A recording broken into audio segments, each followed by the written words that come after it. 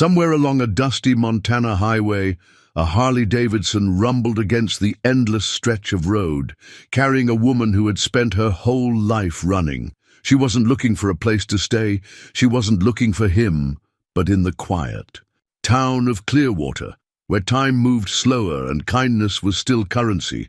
One broken engine, one chance encounter, and one unexpected act of generosity would change everything. Because sometimes the right person can make you stop running, and sometimes the place you least expect becomes home. Before we dive into this unforgettable journey of love, healing, and second chances, make sure to subscribe and hit that notification bell so you don't miss a single chapter of this heartwarming story. If you love small-town romance, characters with depth and stories that stay with you long after the last page, this one is for you. Now, settle in, because this is the story of the kind-hearted mechanic. Let's begin. Poor mechanic repairs a girl's bike, unaware. She's a secret billionaire looking for a genuine man. The town of Clearwater, Montana, basked in the golden glow of the late afternoon sun. It was the kind of place where everyone knew everyone, where the biggest excitement was the annual rodeo, and where strangers were noticed the moment they arrived. At the far end of Main Street, nestled between a weathered diner and an aging gas station, sat Holt's Auto Repair. The garage had been a fixture in town for decades, passed down from father to son. The sign above the entrance was faded, the paint peeling at the edges, but the name still held weight among the locals.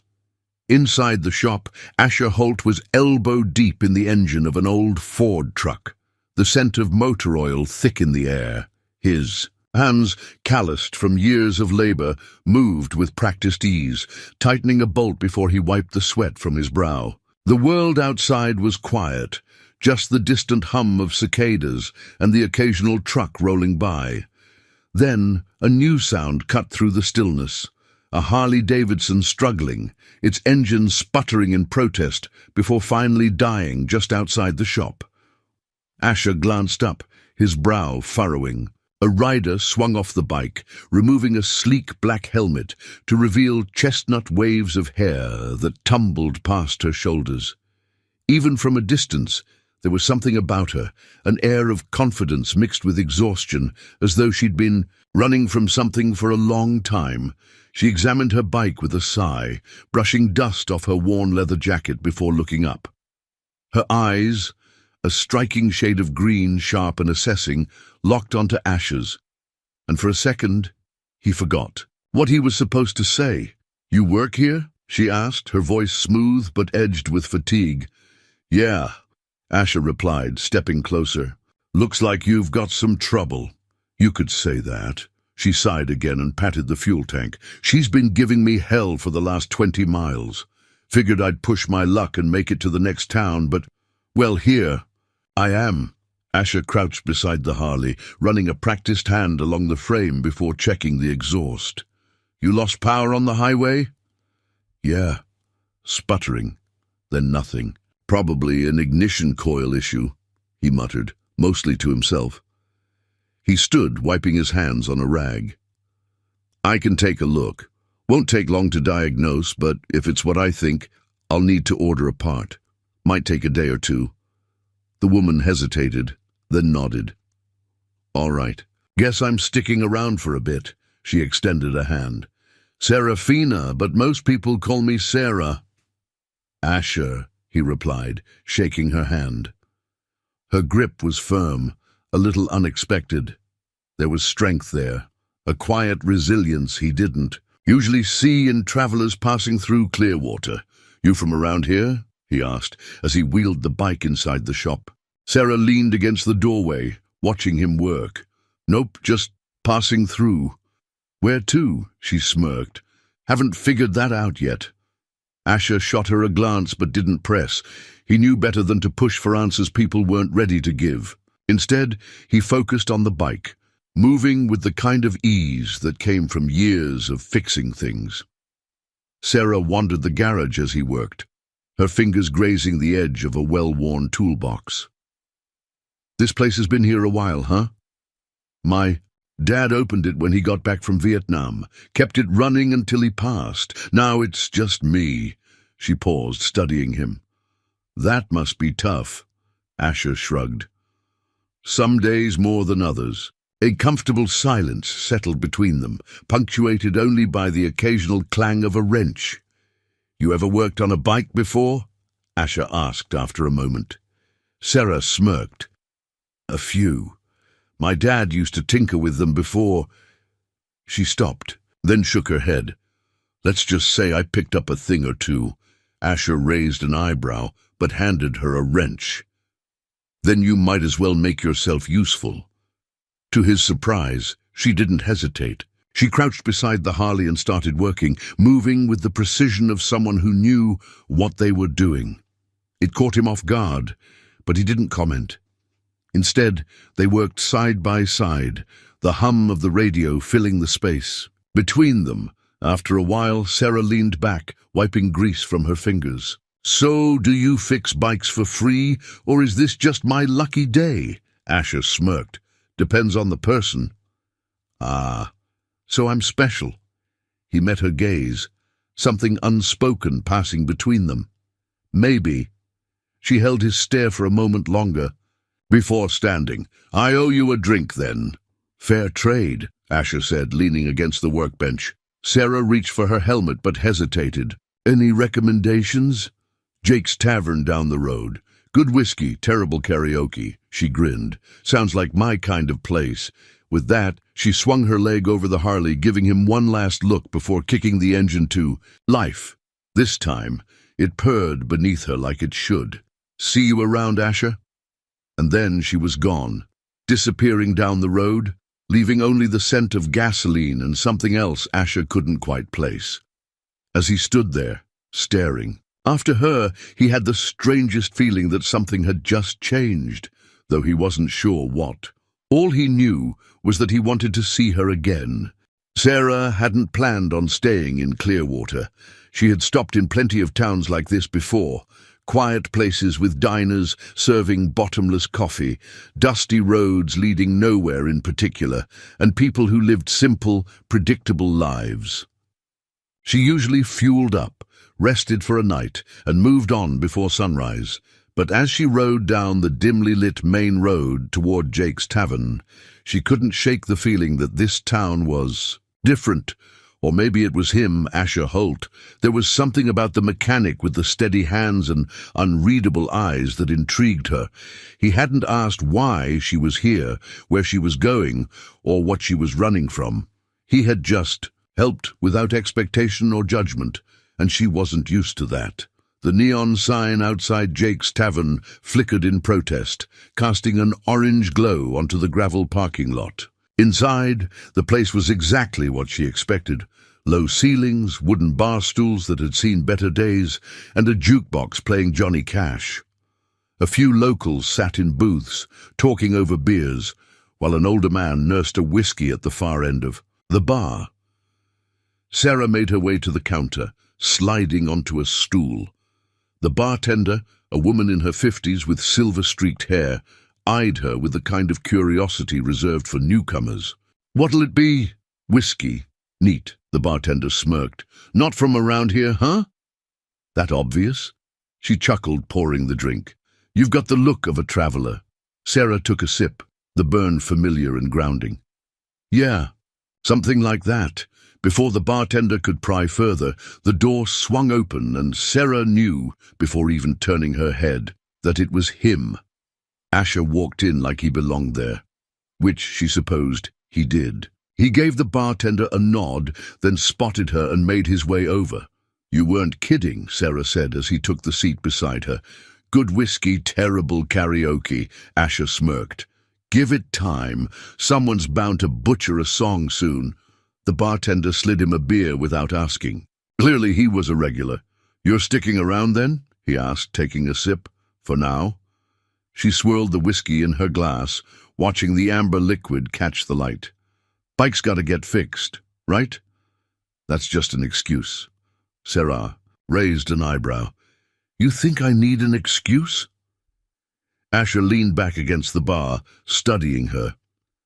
I think people don't ride into towns like this unless they're looking for something. She let out a slow breath, but didn't answer. Because in a way he was right and he didn't push. Instead, they sat there, letting the silence stretch between them, not uncomfortable but charged with something unspoken. Then, right on cue, the jukebox switched to an upbeat tune, and a man in his 60s, clearly several drinks in, grabbed the microphone near the small stage. Asher chuckled. Told you. The man launched into a painfully off-key rendition of Take Me Home, Country Roads, and the entire bar erupted in laughter. Sarah smirked, shaking her head. You weren't lying. You learned to expect it, Asher said. Sarah took another sip of her whiskey, considering him. So, what's your excuse? For what? For being here? You said people don't end up in places like this unless they're looking for something. Asher exhaled, running a hand through his dark hair. I was born here. That's not an answer. It's the truth. Sarah tilted her head, waiting. He took another sip of beer before finally saying, Some people leave, some people stay. My dad built that shop from nothing, kept it running for 30 years. When he passed, there wasn't much choice. But if there was, he glanced at her. I don't know. Maybe I'd still be here, maybe not. Sarah studied him, trying to read between the lines. There was something about him, something grounded, solid, but also something restrained, like a man who had learned to accept life as it was, rather than how it could be. You're good at it, though, she said after a moment. What? Fixing things, Asher smirked. Machines make sense. Sarah swirled the whiskey in her glass. People don't? Nope, she chuckled. That's fair.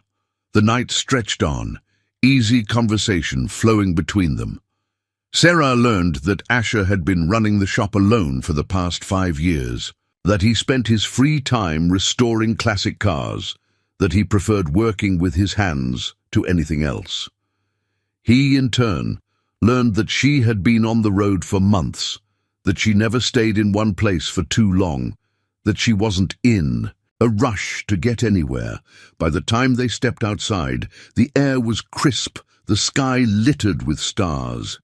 Sarah leaned against her bike, glancing at him. So what happens now? Asher crossed his arms, smirking slightly. Now you take that drink as payment and consider your debt settled. She laughed. That easy, huh? That easy. For a second, neither of them moved. The air between them shifted, something lingering just beneath the surface. Then Sarah pulled on her helmet. Well, Holt, I'll see you around. Asher nodded. See you around, Belmont. She kicked the engine to life, and this time the Harley purred beneath her like it was supposed to. She rode off into the night, but this time she didn't feel like she was running. And for the first time in a long time, she wasn't entirely sure she wanted to leave. Morning came slowly in Clearwater, Montana. The town stirred to life as the first rays of sunlight stretched over the horizon, casting long golden shadows over Main Street. The scent of fresh-brewed coffee drifted from Maggie's diner, mingling with the crisp morning air. At Holt's Auto Repair, Asher Holt stood by the open garage doors, a steaming mug of black coffee in one hand and a socket wrench in the other. He had already been working for an hour, losing himself in the rhythm of repairing an old Chevy. It was easier that way, easier than thinking about the conversation he'd had last night. Sarah Belmont. She was different. He could tell from the moment she stepped into his shop. Most people passing through Clearwater were just that, passing through. But something about her made him feel like she wasn't just another traveler, and for some reason he hoped she'd stay a little longer. The low growl of a familiar Harley-Davidson pulled Asher from his thoughts. He looked up, just as Sarah rolled into the lot, her bike moving smoother than the night before. She cut the engine and swung off effortlessly, tucking her helmet under her arm. "Morning, Holt," she said, smirking. Asher raised an eyebrow. "Didn't expect to see you this early," she shrugged. "Didn't expect to be up this early, but I figured since I'm stuck here for another day or two, I might as well make myself useful. Asher smirked. You offering free labor? Don't act so surprised. I told you, I know my way around an engine. Asher took a slow sip of his coffee, considering her. He could have turned her down, told her to enjoy her time in town, but something about the way she leaned against the doorway, like she wanted to belong, even if just for a little while, made him nod toward the tool bench. All right then, Belmont, let's see what you've got. The next few hours passed in an easy rhythm. Sarah worked beside Asher, sleeves rolled up, grease staining her fingers as she tightened bolts and checked wiring. She wasn't just pretending to know what she was doing. She was good. You ever work in a shop before? Asher asked as he handed her a wrench. Not exactly, she said, focusing on the task. But my dad, he used to fix up old bikes when I was a kid. He taught me the basics before he got too busy with... She stopped, then shook her head. Let's just say, life got in the way. Asher caught the shift in her tone but didn't press. He had his own stories that were better left unsaid. Instead, he changed the subject. You planning on sticking around longer than a few days? Sarah smirked. You trying to recruit me? Just curious. She considered his question, wiping her hands on a rag. I don't know yet. Clearwater's different. Different how? She glanced at him, then around the shop. Quieter, real. No noise, no pressure. You don't like noise. I've had enough of it for a lifetime. For a moment, neither of them spoke. Then Asher nodded toward the counter. Lunch break. You hungry? Sarah's stomach growled before she could answer, making them both chuckle. All right, fine. But if this is your way of trying to get free labor and feed me, I should probably start charging an hourly rate. Asher smirked. I'll risk it. Maggie's Diner was the heart of Clearwater. It had been around for decades, serving the best pancakes and coffee in town. Asher and Sarah slid into a booth by the window, the scent of bacon and fresh brewed coffee filling the air.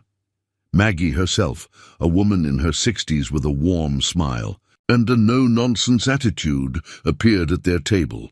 Well, Asher Holt actually brought company, Maggie said, raising an eyebrow. What's the occasion? No occasion, Asher said, taking the menu. Just lunch. Maggie turned to Sarah. You must be the mystery girl everyone's been talking about. Sarah blinked. Everyone? Sweetheart, in a town this size, everyone's business is everyone's business, Maggie said with a wink. So, what can I get you? Sarah smirked. What's good? Everything. But the burger's a town favorite. Then I'll take one of those. Maggie scribbled the order and walked off, leaving Sarah shaking her head. This town really is something else, Asher chuckled. Told you, no secrets here. Sarah took a sip of her water, her expression unreadable. You ever think about leaving? Asher considered the question. Used to. But this is home, and sometimes staying is harder than leaving. Sarah studied him for a long moment, then nodded. I get that. And somehow Asher knew she really did. The food arrived, and they ate in comfortable silence. Every now and then, Sarah would glance out the window, watching the slow life of Clearwater unfold. You know, she said eventually, I didn't expect to like this place. And now, she hesitated. I don't know yet. Asher smirked. That's better than a no. Sarah laughed softly, shaking her head. You're all right, Holt. A little broody, but all right. I'll take that as a compliment. Good, because it was one. For the first time in a long time, Asher felt something easy, natural, like he didn't have to be the guy who stayed behind, carrying the weight of the past. And for the first time in a long time, Sarah didn't feel like. She was running. She didn't know what that meant yet, but maybe, just maybe, she wanted to find out. The sky above Clearwater stretched out in an endless blue, a few wisps of clouds drifting lazily as the sun began its slow descent. The afternoon air carried the faint scent of pine and gasoline, a mix that had become strangely familiar to Sarah. Over the past 2 days, she hadn't planned to stay. She never did. But something about this town, this garage, this man, it all felt different. And that was dangerous. Back at Holt's Auto Repair, Asher was underneath an old Chevrolet, his legs sticking out from beneath the frame as he tightened a rusted bolt. The rhythmic sound of metal against metal echoed in the quiet shop. Sarah stood nearby, pretending to be occupied with sorting through a set of wrenches, but her mind was elsewhere, lingering, questioning. "Pass me the half-inch socket?" Asher's voice came from beneath the car. She snapped back to the present and grabbed the right tool, handing it to him.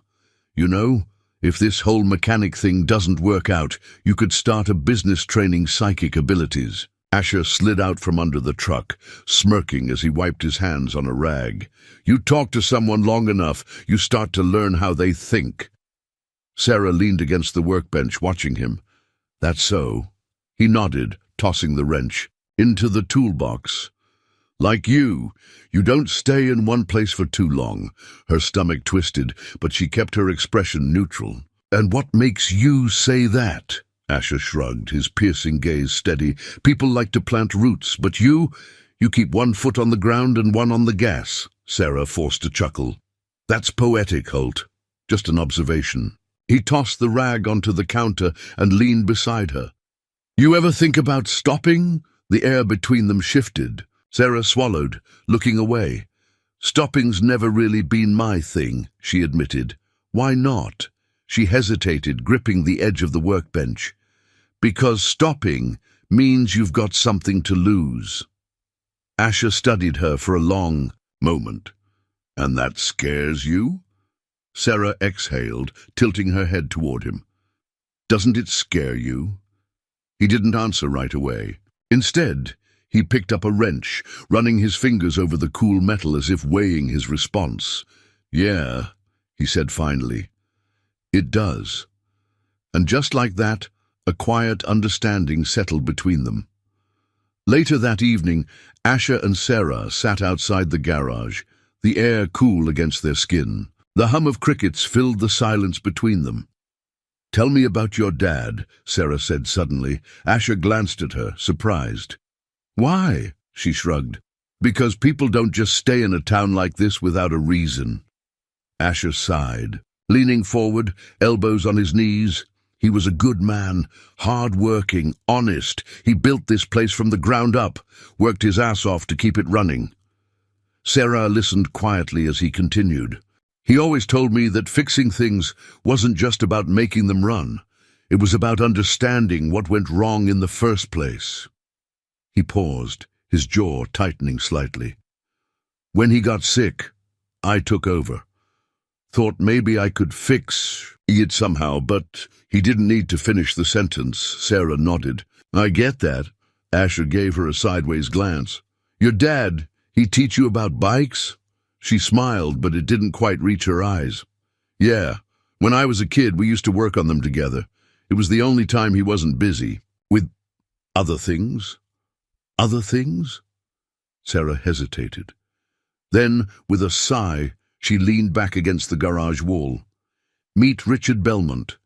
Business mogul, investor, and overall great at pretending to give a damn about things that don't involve money." Asher didn't react, just listened. "My mom died when I was young. After that, my dad threw himself into work. I think he figured as long as he provided a big house, fancy cars, and private schools, it'd be enough." She let out a hollow laugh. "Turns out a bank account doesn't make up for missing your kid's entire childhood." For a while, Asher didn't say anything. Then he asked, "Is that why you left?" Sarah met his gaze. "I left because I didn't want to turn into him." The confession hung between them, raw and real. After a moment, Asher nodded, reaching for a beer from the small cooler beside him. Without a word, he handed one to her. She took it, exhaling.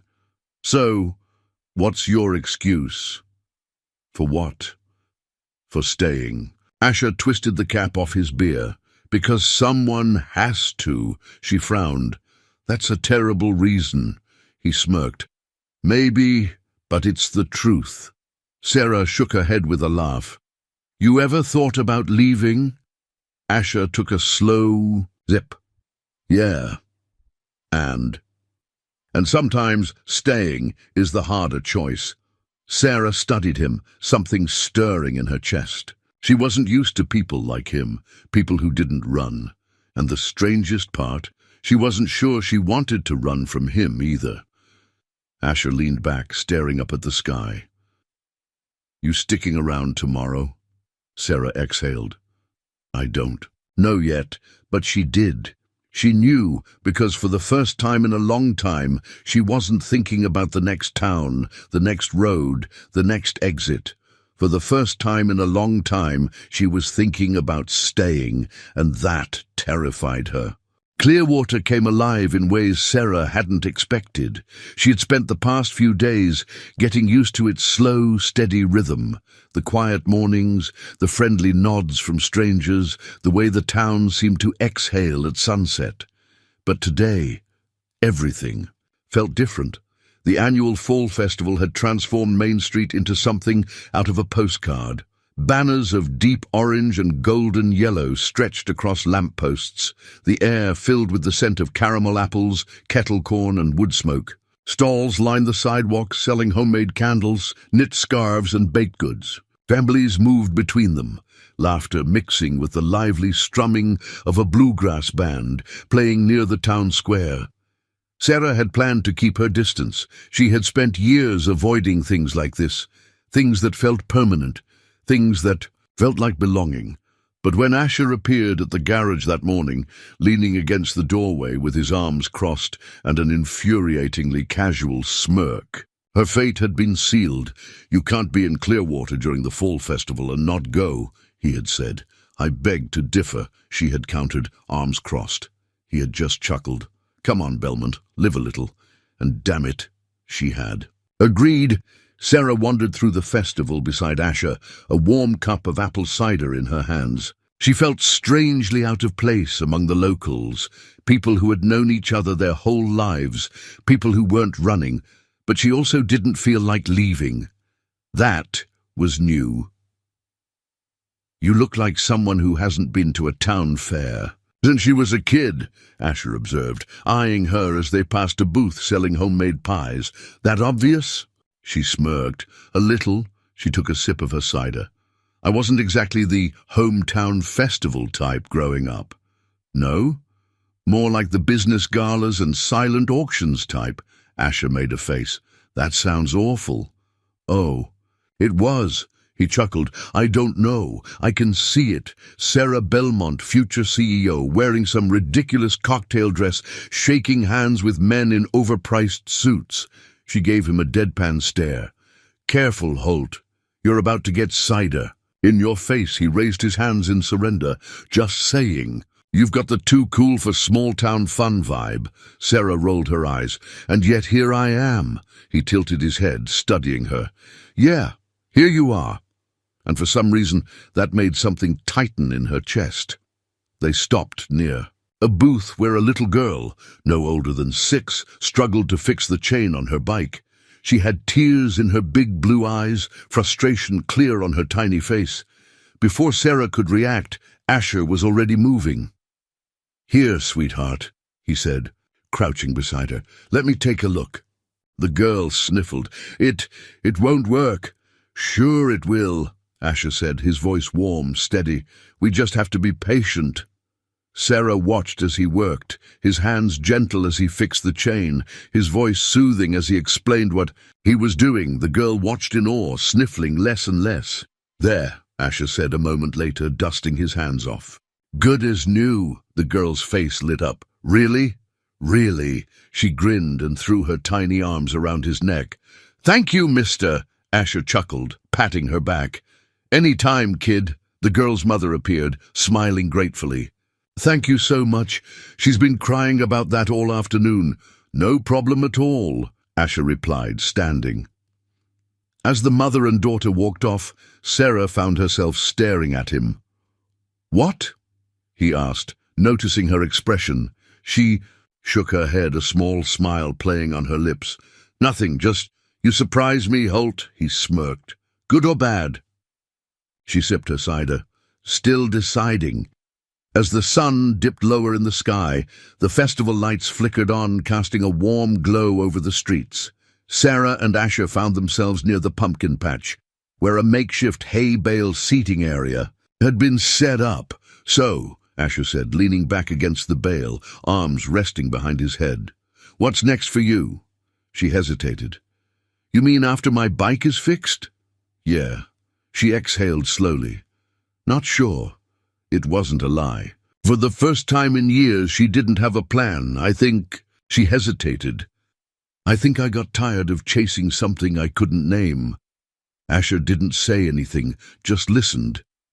Sarah picked at a loose thread on her sleeve. I used to think if I kept moving, I'd figure it out.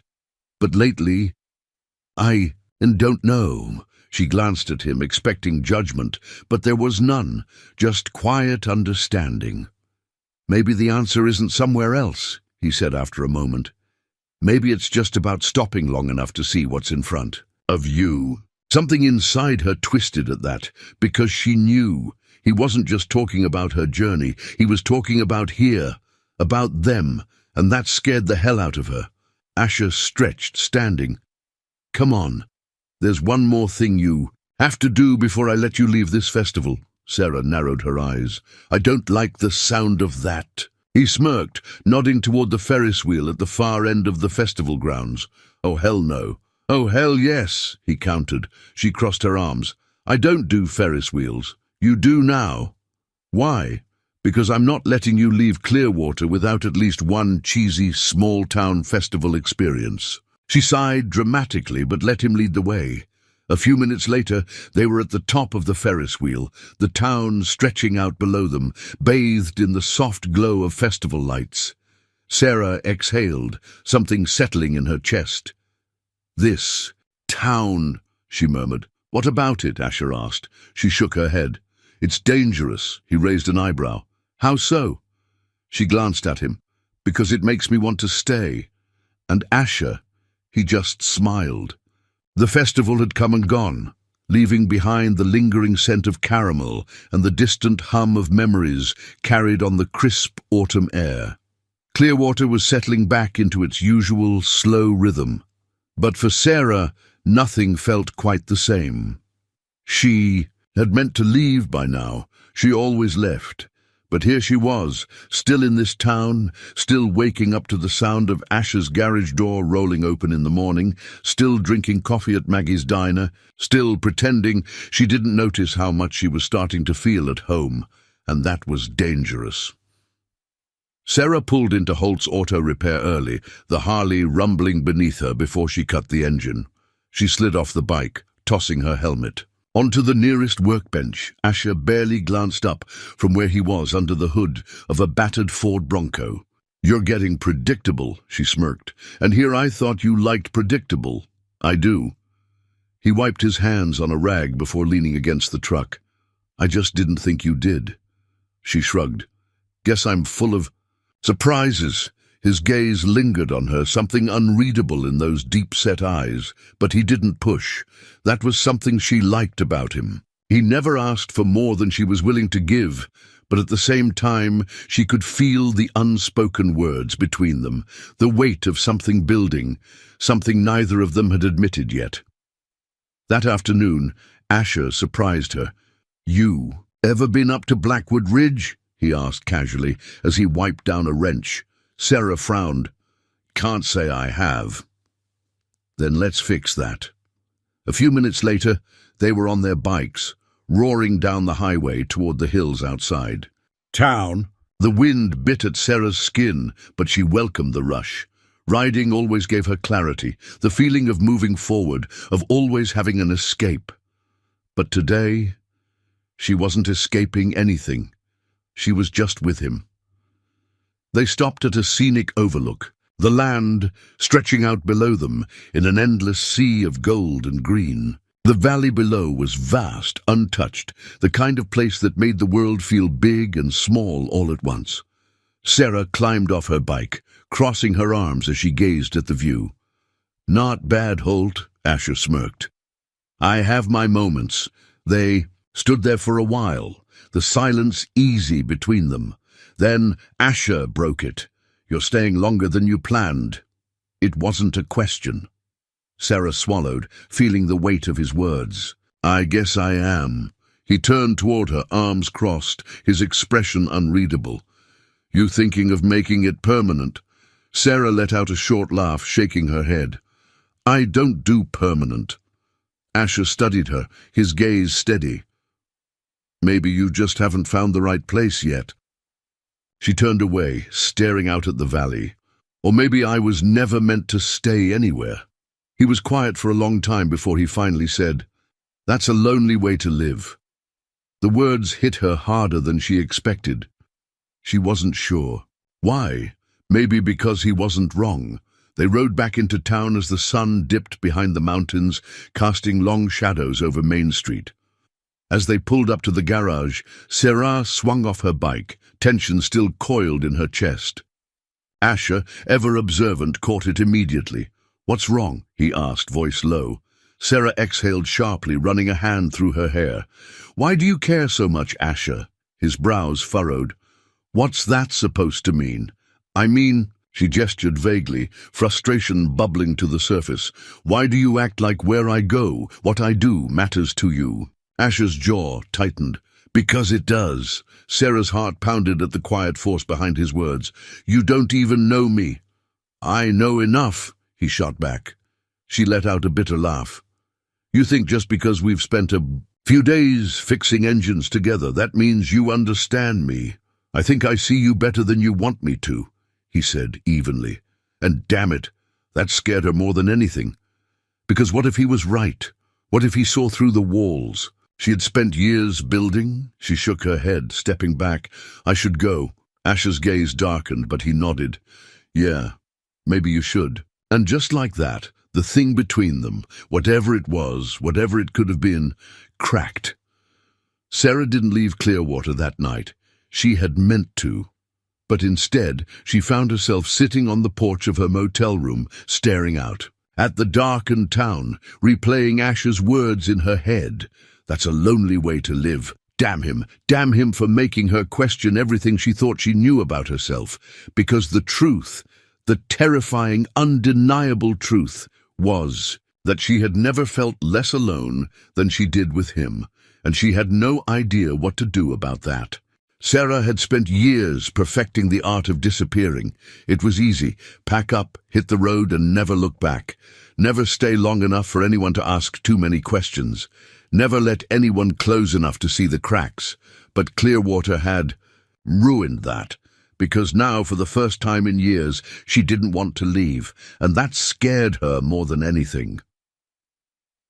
The morning air was crisp as Sarah walked into Maggie's diner, the bell above the door chiming softly.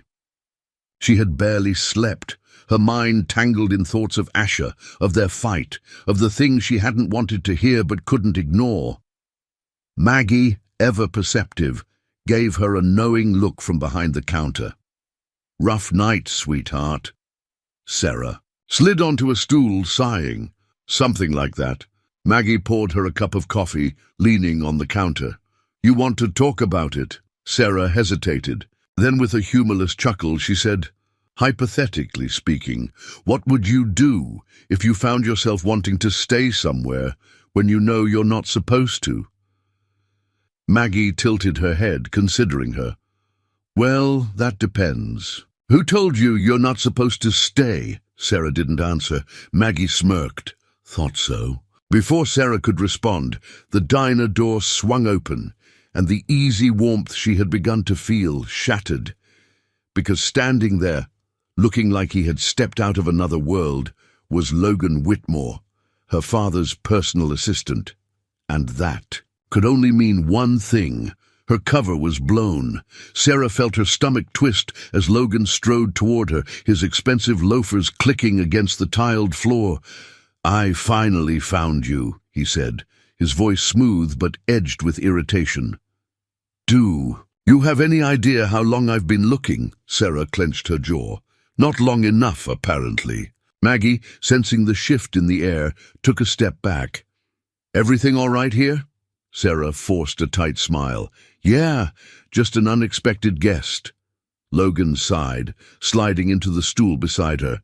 "Serafina, your father is done waiting. It's time to come home." Sarah let out a dry laugh. "Home?" She shook her head.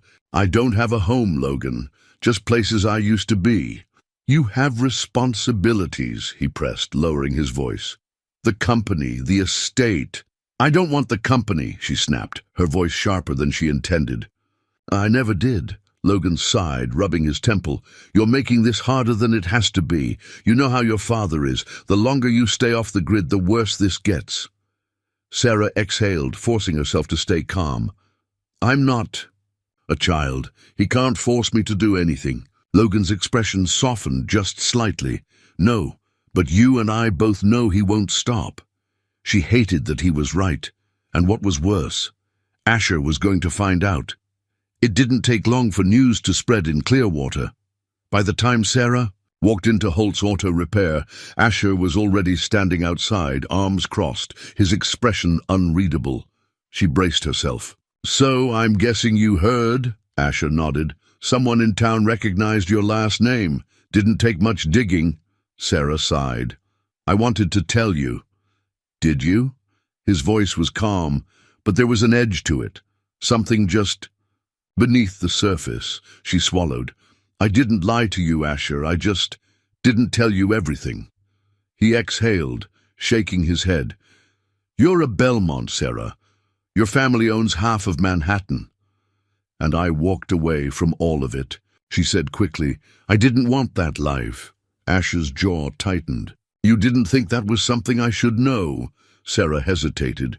"Would it have changed anything?" He let out a short laugh, running a hand through his hair.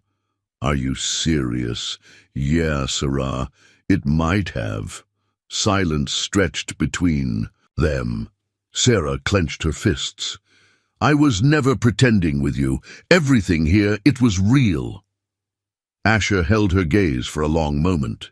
Then finally he said, "I don't know if I can believe that." The words cut deeper than she expected, and for the first time since she arrived in Clearwater, Sarah truly felt like an outsider. Sarah had never been one to beg.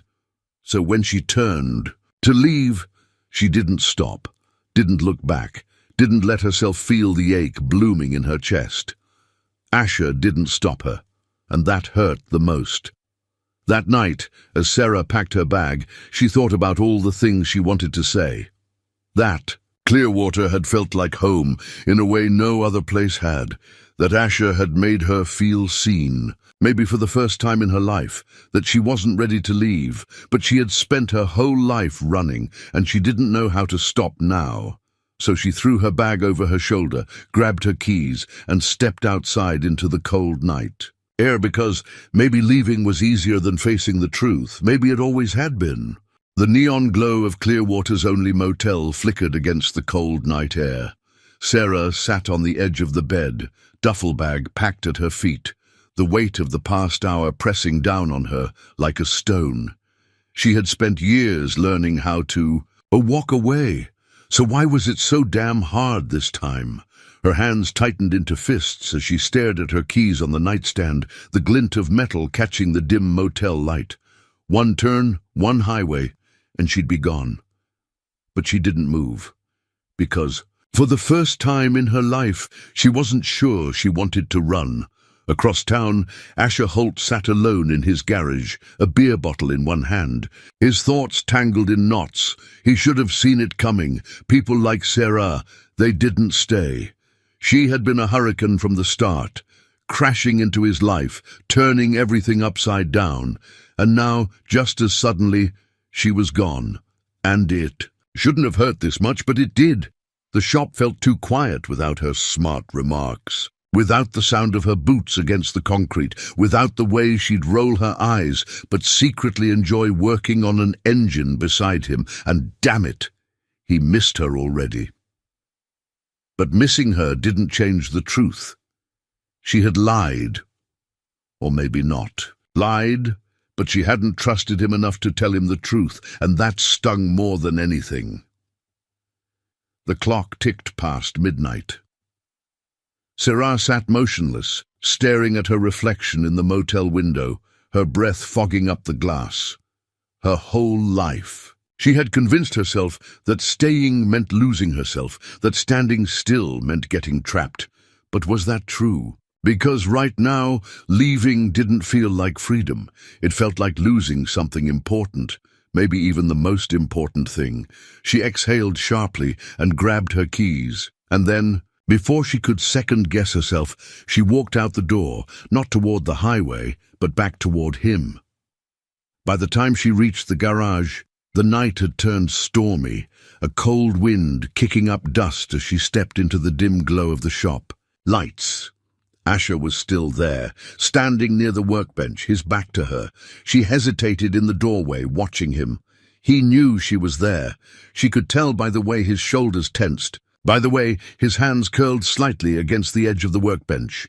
Finally, he turned. His expression was unreadable, guarded, closed off, and for the first time since she had met him, she realized she might have actually broken something between them. "What are you doing here?" he asked, voice quiet but edged with something sharp. Sarah took a slow breath. "I don't know." His eyes flickered, something like frustration flashing through them. "That's not an answer," she exhaled, stepping closer. "I wanted to explain." Asher shook his head. "What's left to explain, Sarah? You come from a world that doesn't include this town, this life, me." "That's not true," she said quickly. "I left that world." "Did you?" He let out a humorless laugh. "Because it sure as hell found you pretty fast." She flinched. "I didn't choose to be born into that family, Asher, but I chose to walk away. And yet you didn't trust me enough to tell me the truth." Silence. Sarah swallowed hard. "I was scared." Asher's jaw tightened. "Of what?" "That if you knew, everything would change," she admitted, voice raw. And there it was, the truth she had been afraid to say out loud. Asher stared at her for a long moment, something unreadable in his gaze, and then, finally, he sighed. "Everything already changed, Sarah." The rain started softly, a light drizzle tapping against the garage roof. Sarah stepped forward. "I didn't lie to you, Asher," he exhaled, shaking his head. "You just didn't tell me the truth." "That's different, not to me." The words hit harder than she expected. She had thought that coming back, admitting the truth, would be enough. But now, standing in front of him, she realized some things couldn't be fixed with apologies, and maybe this was one of them. Sarah's heart pounded. "So, what now?" Asher looked at her for a long time before finally saying, "I don't know." And that scared her more than anything. The storm outside picked up, thunder rumbling in the distance. Sarah knew she had a choice. She could run, like she always did, or she could stay. But staying meant risking everything. It meant being vulnerable, being honest, being real, and for the first time, she didn't know if she was strong enough for that, so she did the only thing she knew how to do. She turned, walked out of the garage, and disappeared into the night. And this time, Asher didn't stop her.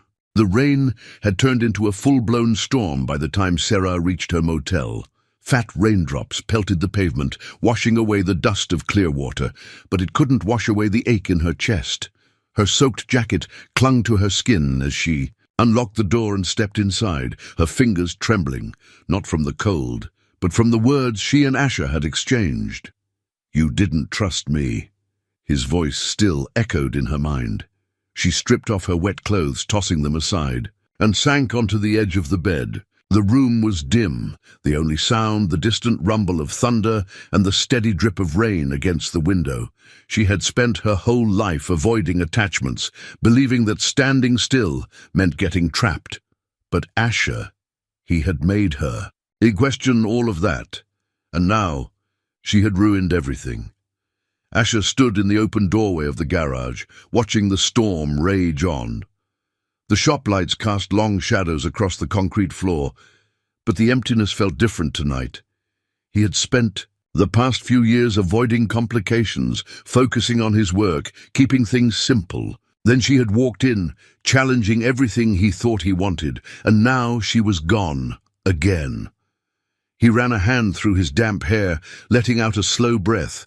Maybe he had been too hard on her. Maybe he had let his pride get in the way of what really mattered.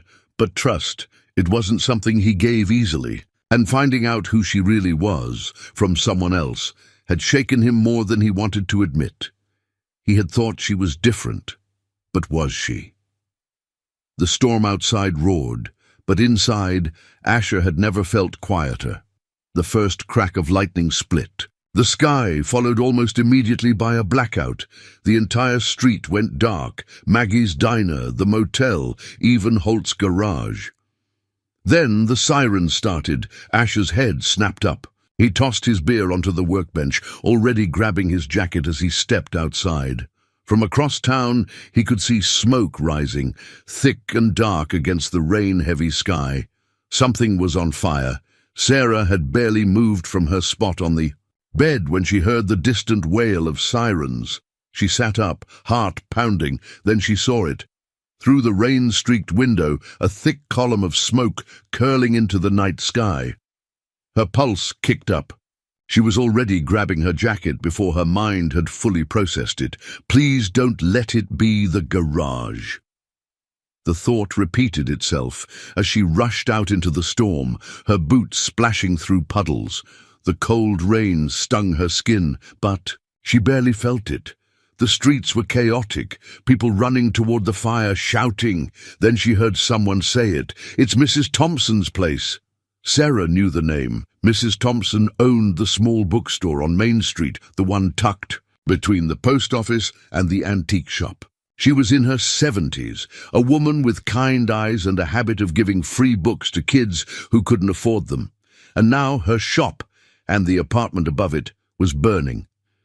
Sarah barely registered, pushing through the crowd before she saw Asher, already moving toward the building with two firefighters. She had never seen him like this. His face was set, determined, but there was something else, something reckless in the way he moved. Because he wasn't just standing there, he was going in. Sarah's heart stopped. "Asher, wait!" But he was already gone. The front of the bookstore was in flames, the wooden beams crackling under the heat. "Someone's still inside!" One of the firefighters shouted, "Mrs. Thompson." Sarah's stomach twisted as Asher disappeared into the smoke.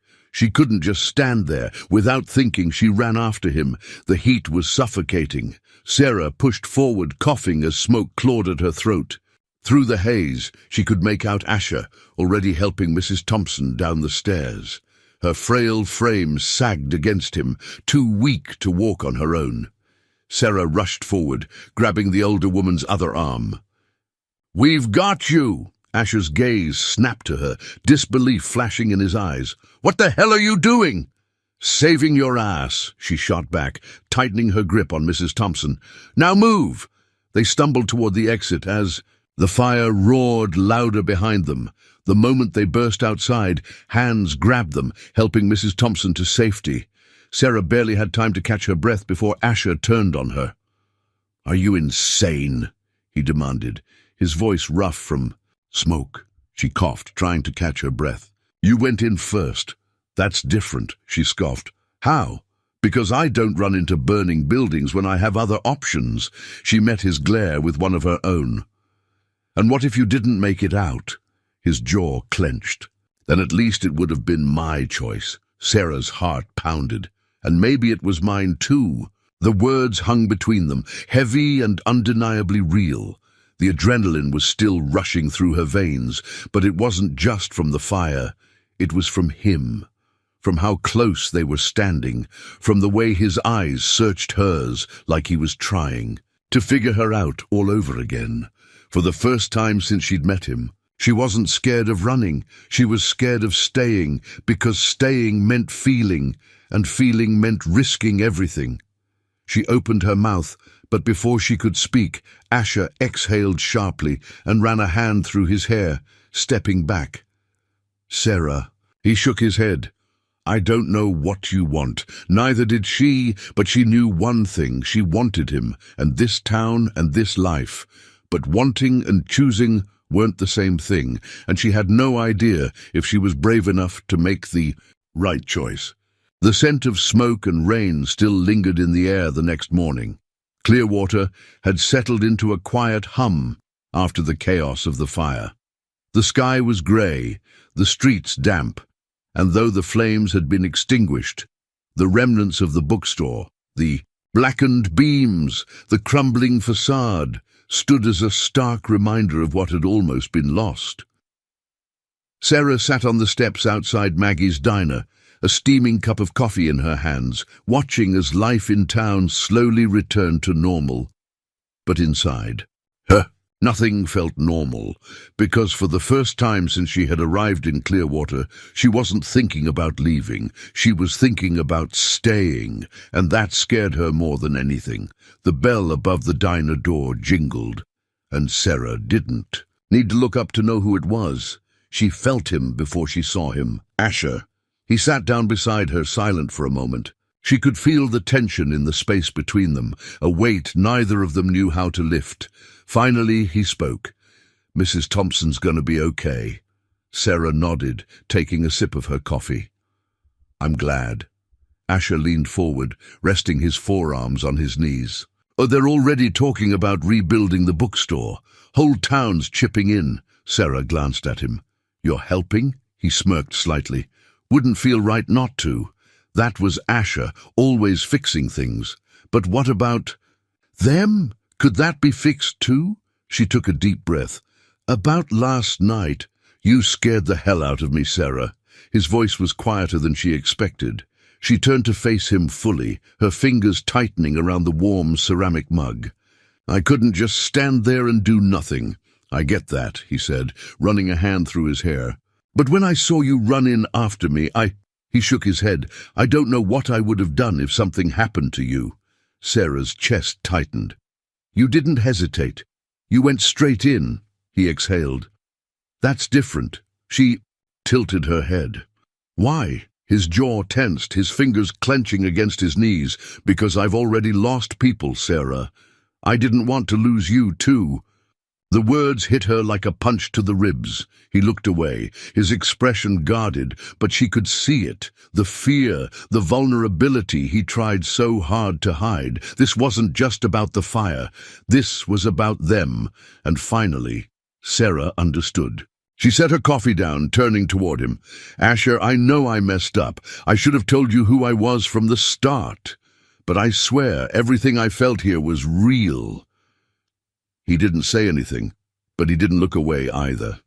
Encouraged, she continued, I spent my whole life running because I thought if I stopped, if I let people in, I'd just end up disappointed. That's what my father taught me, that the only thing you can count on is yourself. Asher's brow furrowed, but he stayed silent. Sarah exhaled. But then I met you, and for the first time I started to wonder if maybe he was wrong. A flicker of something crossed his face. Hope, doubt. She couldn't tell, but last night... She trailed off, swallowing hard. You said you didn't know if you could believe me. Asher sighed, rubbing the back of his neck. It wasn't about whether or not I believed you, Sarah. It was about whether or not you were ever going to stop running long enough to believe in yourself. The words cut deep, because she knew he was right. She had spent so long convincing herself that she wasn't meant to stay anywhere, that she had never stopped to ask if that was really true. And now, she wasn't sure she wanted to leave. Gust of wind swept through the street, carrying the scent of rain-soaked earth and something else, something that smelled like possibility. Sarah took a breath. She had two choices. She could leave, like she always did. Get on her bike, head toward the next town, bury whatever this was before it became too real. Or she could stay. For once in her life, she could choose something different. She looked at Asher, really looked at him, The man who had seen through every wall she'd built, who had challenged her in ways no one else had, who had made her feel something she hadn't let herself feel in years. "I don't want to run anymore," she admitted, her voice barely above a whisper. His gaze searched, hers something shifting in his expression. "Then don't." Her heart pounded. "It's not that simple," she said. "It is," he countered. "You just have to decide if it's what you really want." Sarah swallowed hard. She had spent her whole life believing that belonging was a trap. But what if she had been wrong? What if belonging wasn't about being tied down? What if it was about having something worth staying for? She exhaled, the weight of the decision settling in her chest. Then finally she looked at him, and she made her choice. "I'm staying." For a moment, Asher didn't move, didn't speak. Then, slowly, he let out a breath, one that sounded like relief. "Good," he said, voice softer now, "because I don't want you to go." She let out a shaky laugh. "That makes two of us." The tension between them melted, replaced by something warmer, deeper, unspoken but understood. This wasn't just about Clearwater. This was about trust, about taking a risk, about choosing each other. And as Asher reached for her hand, fingers threading through hers with a quiet certainty, Sarah knew, for the first time in her life, she had made the right choice. She wasn't running anymore. She was finally home. The sun dipped low over Clearwater, casting long golden streaks across the sky. The town, still recovering from the fire, was alive with movement, neighbors helping neighbors, voices carrying through the crisp autumn air, and the unmistakable hum of rebuilding. Sarah stood outside Holt's Auto Repair, leaning against her Harley, watching the town come together, and for the first time in her life, she didn't feel like an outsider. She felt like she belonged. The familiar sound of boots against pavement made her glance up. Asher stood a few feet away, hands tucked into his jacket pockets, studying her the way he always did, like he saw. Past the surface, past the walls, straight to the core of who she was. "You still here?" he noted, a hint of a smirk in his voice. She arched a brow. "You sound surprised." "Maybe a little," he admitted. "Thought you'd be halfway across the country by now," she exhaled, glancing at the bike beside her. "I thought about it." And she looked at him then, really looked at him. "And I realized I was tired of leaving." Something flickered in his eyes, something that looked a lot like relief.